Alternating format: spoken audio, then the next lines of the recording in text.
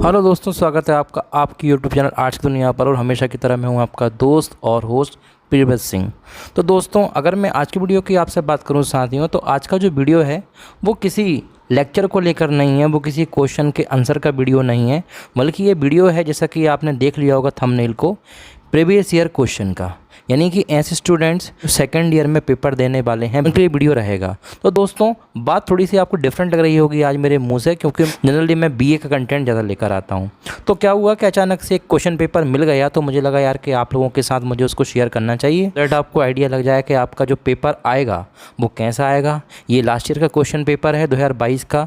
तो NEP 2020 के according 2022 में ही परीक्षा हुई थी, इसका मतलब 2023 में भी NEP के अकॉर्डिंग परीक्षा होंगी। तो पेपर का पैटर्न आप लोगों को मैं बहुत जल्दी से बता देता हूं।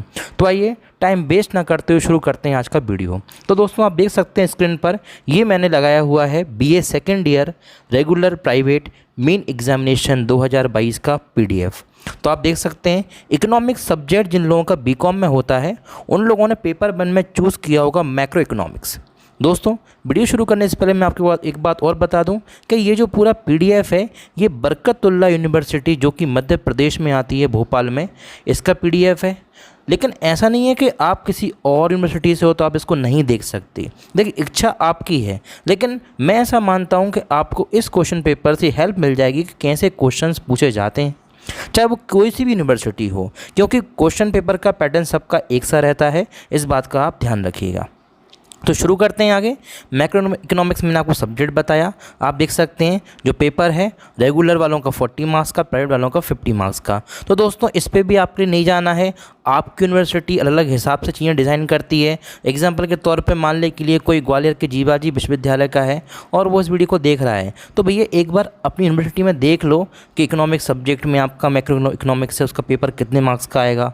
और इतना भी कष्ट नहीं कर सकते तो सिंपल कमेंट कर देना, मैं आपके लिए सारी जानकारी यहाँ वहाँ से जहाँ तहाँ से निकाल के बता दूंगा, एक वीडियो बना दूंगा।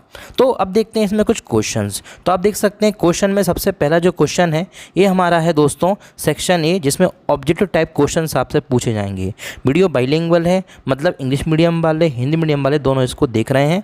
तो वस्तुनिष्ठ प्रश्न में बात करूँ मैं आपसे, पहला क्वेश्चन मैक्रो इकोनॉमिक्स का, तो क्या लिखा हुआ है यहाँ पर, अर्थशास्त्र की धन संबंधी परिभाषा किसने दी? आंसर है एडम स्मिथ। एडम स्मिथ ने अर्थशास्त्र की धर्म संबंधी परिभाषा दी थी। तो ये मैं ऑलरेडी लगा चुका हूँ आंसर। इसके बाद इंग्लिश मीडियम में अगर दिखना चाहें तो लिखा हुआ है कि who give the wealth definition of economics. The correct answer is Adam Smith. बात करते हैं बहुत जल्दी से सेकंड क्वेश्चन की। ब्याज की तरलता पसंदगी सिद्धांत का प्रतिपादन किसने किया? तो JBC द्वारा ब्याज का तरलता संबंधी पसंदगी सिद्धांत का प्रतिपादन किया गया था। इंग्लिश में देखें तो liquidity preference theory of interest is propounded by, तो JBC। The correct answer is first JBC। Next question की बात करते हैं। राष्ट्रीय लेखांकन को कहते हैं सामाजिक लेखांकन, राजनीतिक लेखांकन, इसके बाद दिया हुआ है आर्थिक लेखांकन या कोई भी नहीं। तो आर्थिक लेखांकन आपका करेक्ट आंसर है दोस्तों। राष्ट्रीय लेखांकन को आर्थिक लेखांकन कहा जाता है। अगर इंग्लिश में देखना चाहें आप तो देख सकते हैं national income accounting is known as, the correct answer is economic accounting. ये हो गया आपका C आंसर। इस तरह से हमने अभी तक डिस्कस कर लिए 3 क्वेश्चन। बात करता हूँ मैं आपसे फोर्थ क्वेश्चन की। पूर्ति स्वयं अपनी मांग उत्पन्न करती है, किसका कथन है? तो द आंसर इज JBC। एक बार फिर से JBC जो है उनका करेक्ट आंसर रहेगा, पूर्ति अपनी मांग स्वयं उत्पन्न करती है, JBC ने कहा है। Whose statement is that the supply creates its own demand? तो द आंसर इज JBC। तो आपको इतना समझ में आ गया होगा कैसे क्वेश्चंस आपको मल्टीपल चॉइस क्वेश्चंस में यानी कि वस्तुनिष्ठ प्रश्न में पूछे जा सकते हैं। तो ऐसे क्वेश्चंस को आप तैयार कर सकते हैं। अगर आप ऐसे क्वेश्चंस को लेकर मतलब MCQs को लेकर और वीडियोस चाहते हैं तो आप वही बता सकते हैं, तो ट्राई करेंगे आपके लिए वीडियो बनाने का।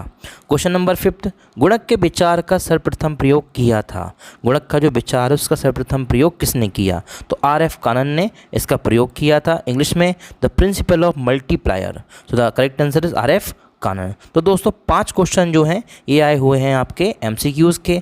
उसके बाद सेक्शन B जो है ये रहेगा 2 मार्क्स का और 5 क्वेश्चन इसमें आपके लिए दिए हुए हैं और ये रहेंगे आपके 2 मार्क्स के। तो आइए जानते हैं पहला क्वेश्चन क्या बोलता है आपसे। तो दोस्तों fine national income, national income क्या है, आप इससे कंफ्यूज मत होना सेकंड क्वेश्चन, क्योंकि फर्स्ट क्वेश्चन उन्होंने MCQs को माना था। तो नेशनल इनकम क्या है, राष्ट्रीय आय की परिभाषा दीजिए, आप सबको पता होगी। बात करते हैं इसमें अथवा में कैसे क्वेश्चन दिया हुआ था साल 2022 में जो पेपर था। Explain the nature of macro economics, समष्टि अर्थशास्त्र जो है उसकी प्रकृति को समझाइए। तीसरा क्वेश्चन है गुणक की धारणा को समझाइए, explain the concept of multiplier. ऐसे इसमें अथवा में दिया था संतुलित बजट को समझाइए, describe the balanced budget.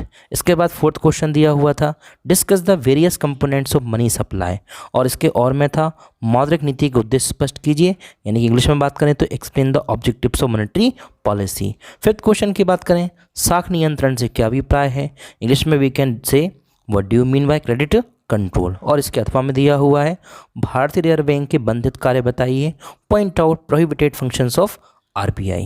Next question है सिक्स क्वेश्चन मुद्रा की चलन गति से क्या आशय है, तो what is meant by velocity of money, और इसके अथवा में दिया हुआ है आपके लिए बैंक दर क्या होती है, यानी कि what do you mean by bank rate. तो दोस्तों आप देख सकते हैं दूसरा, तीसरा, चौथा, पांचवा, छठवा, यानी कि यहाँ से आप देख सकते हैं ये जो 5 क्वेश्चन हैं ये आपके थे 10 मार्क्स के। इस तरह से पेपर आया हुआ था 2022 में। दोस्तों ब्लूप्रिंट में कोई चेंज नहीं हुआ है। अगर आप बरकतुल यूनिवर्सिटी से हैं और इस वीडियो को देख रहे हैं तो बिल्कुल आपके लिए तो भाई ये वीडियो मोस्ट इंपॉर्टेंट है। तो जितने भी आपके पहचान में हैं उन सबके लिए भाई ये वीडियो शेयर कर दो और बता दो उनको कि आज की दुनिया चैनल पर आपके लिए पेपर मिल चुका है।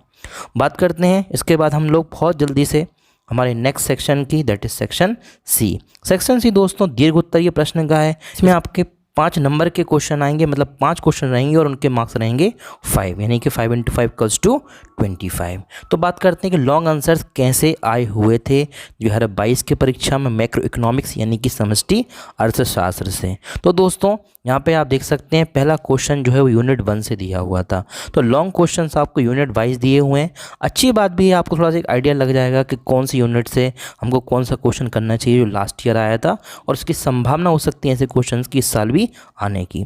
तो समष्टि अर्थशास्त्र से आप क्या समझते हैं, समष्टि अर्थशास्त्र के महत्व की विवेचना कीजिए। ये हिंदी में है, मतलब आपके लिए सिंपल परिभाषा जैसी दी हुई है कि आप क्या समझते हैं मैक्रो इकोनॉमिक्स से और उसकी इंपॉर्टेंस बताइए।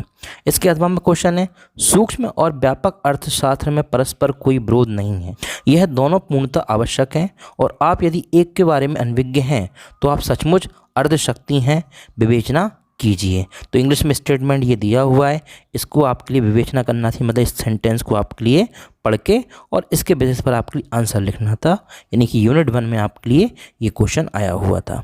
यूनिट 2 की बात करूं दोस्तों मैं आपसे, तो यूनिट 2 में आया हुआ था कीन्स के प्रभावपूर्ण मार्ग सिद्धांत की व्याख्या क्या है और उसका महत्व बताइए। इंग्लिश में अगर बात करें तो लिखा हुआ है state and explain Keynes principle of effective demand, give the importance of the law.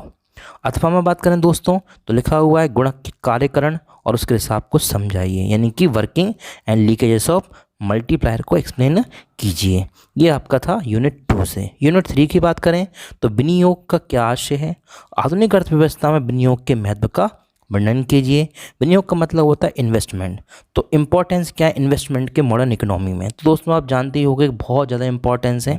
बात करते हैं इसके अथवा में क्या क्वेश्चन आया था कीन्स के तरलता पसंदगी सिद्धांत की विवेचना कीजिए, इसका क्या महत्व है। ये यूनिट 3 से आपके लिए क्वेश्चन था, एक कीन्स का और एक इन्वेस्टमेंट से रिलेटेड क्वेश्चन आया था। बात करते हैं यूनिट 4 से, यानी कि सीरियल नंबर की बात करें तो क्वेश्चन नंबर 10 है आपका इस क्वेश्चन पेपर में, और यूनिट नंबर 4 है मुद्रा के परिमाण सिद्धांत की आलोचनात्मक व्याख्या कीजिए, critically examine the quantity theory of money, यानी कि एक क्वेश्चन आया किससे, थ्योरी ऑफ मनी से, और दूसरा क्वेश्चन आया था मुद्रा प्रसार एवं मुद्रा संकुचन से, यानी कि इन्फ्लेशन और डिफ्लेशन से क्या मतलब होता है, इसको आपको डिफरेंस बताना था। इसके बाद नेक्स्ट क्वेश्चन है 11वां क्वेश्चन, साख नियंत्रण की विधि आपसे पूछी हुई है, यानी क्रेडिट कंट्रोल के मेथड्स क्या होते हैं, और इसके अथवा में दिया हुआ है RBI के फंक्शंस क्या होते हैं, यानी कि सेंट्रल बैंक के फंक्शंस क्या होते हैं। तो RBI नहीं दिया हुआ, लेकिन आप इतना दिमाग तो लगा सकते हो कि सेंट्रल बैंक भारत का केंद्रीय बैंक है, RBI reserve bank of India. ये था क्वेश्चन पेपर बरकतुल यूनिवर्सिटी का, जैसे कि मैंने आपको शुरू में बताया।